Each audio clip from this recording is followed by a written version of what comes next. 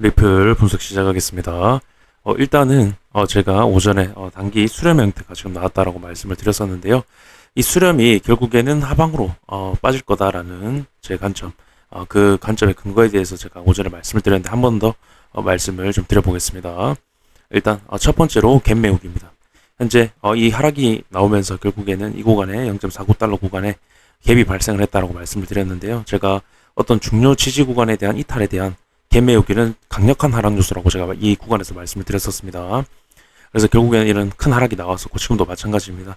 해당 구간에 대한 갭 매우기를 굉장히 많이 거쳤다라는 겁니다. 제가 횟수가 많아지면 많아질수록 하락에 대한 확률이 더 높아진다고 말씀드렸죠. 그리고 제가 0.38에서 0.4까지 보는 이유, 가장 강력한 이유는 결국에 굉장히 잘 지지를 받았던 한 번도 이탈이 나오지 않았던 이 추세에 대한 이탈이 나오면서 그 구간에 대한 저항을 확인을 했다라는 겁니다.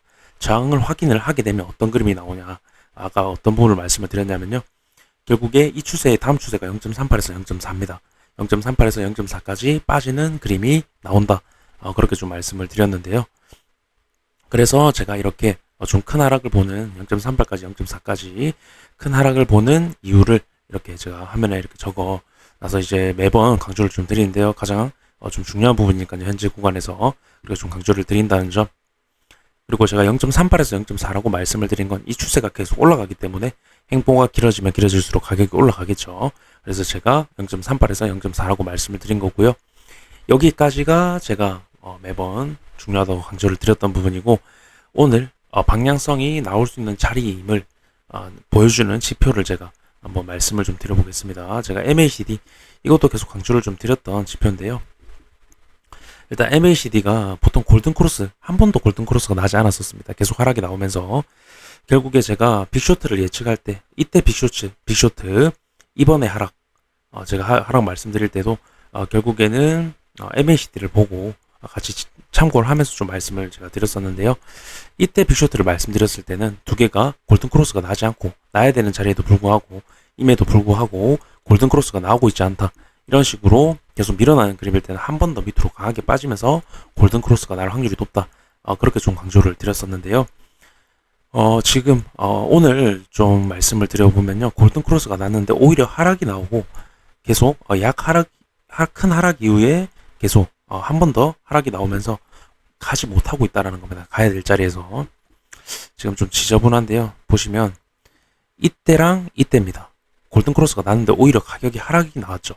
그러면서 가야 될 자리에서 이런 식으로 강하게 가지 못하는 그림이라는 겁니다. 그러면 해당 구간에서 데드크로스가 한번 났다가 다시 골든크로스가 나면서 다시 반등을 이어가는 경우가 이런 그림에서 많이 나온다, 그렇게 말씀을 드렸죠. 근데 제가 방금 단기적인 부분 설명을 드렸고 0.38까지 0.4까지 지금 강력한 하락 요소가 있고, 삼각수렴도 결국에 제가 그 밑으로 하방으로, 그러니까 갭 메우기도 있었고, 제가 아까 말씀을 안 드렸는데 갭 메우기라는 부분도 있었고, 한번 위로 갭을 한번 더 메우는 그림에서 결국에는 매집봉이 아니고 제가 상승 힙소봉이라고 말씀을 드렸습니다.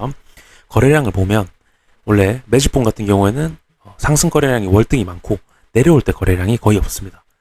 거래량이 감소를 하면서 그러는 그림이 나오는데, 지금 보시면 올렸다가 그대로 오히려 더 많이 매도 거래량이 나오면서 던진 움직임이 나왔죠. 그렇기 때문에 결국에 갭 매우기, 더 큰 하락을 하기 위한 움직임이다, 그렇게 좀 강조를 드렸죠. 그래서 다시 일봉으로 가보면요, 제가 오늘 말씀을 드리고 싶은 건, 이런 구간에서는 방향성이, 그러니까 이격이 좁혀지면 방향성이 나올 가능성이 높습니다. 큰 방향성이요. 그래서 해당 구간에서는 지금 가야 될 자리에서 가지 못하는 그림이기 때문에 결국에 한번 뺐다가 갈 가능성이 있는데, 그게 이제 가격적인 측면에서는 이런 구간에서 데드크로스가 나면은 강한 하락이 나올 수가 있습니다. 강한 하락이 나올 수 있고요. 결국에 제가 지금 여기 차트에 좀 비슷한 부분, 좀 아까 위치를 해뒀는데요. 지금 보시면 여기입니다. 이때 0.28까지 0.29인가요? 0.3달러까지 빠지는 그림이 나왔었는데요. 보시면은 15% 빠졌습니다. 고점 대비 15% 빠지면서 다시 강하게 반등을 시키는 그런 그림이 나왔었는데, 거기서 MACD 보겠습니다. 딱 이 구간입니다. 여기서 데드크로스 한번 나고 다시 올라오는 그림, 여기 보시면은 여기 보시면 골든크로스가 났는데도 불구하고 가야 될 자리에서 가지 못하고 오히려 하락이 나왔죠.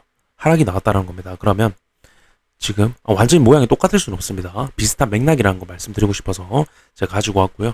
그래서 가야 될 자리에서 가지 못하면 이런 식으로 데드크로스가 한번 나온다. 하지만 이런 식의 모양에서는 다시 골든크로스가 나면서 반등을 이어가는 경우가 더 많다라고 말씀드렸죠. 지금 보시면 15% 하락시키고 다시 다 반등시켰죠.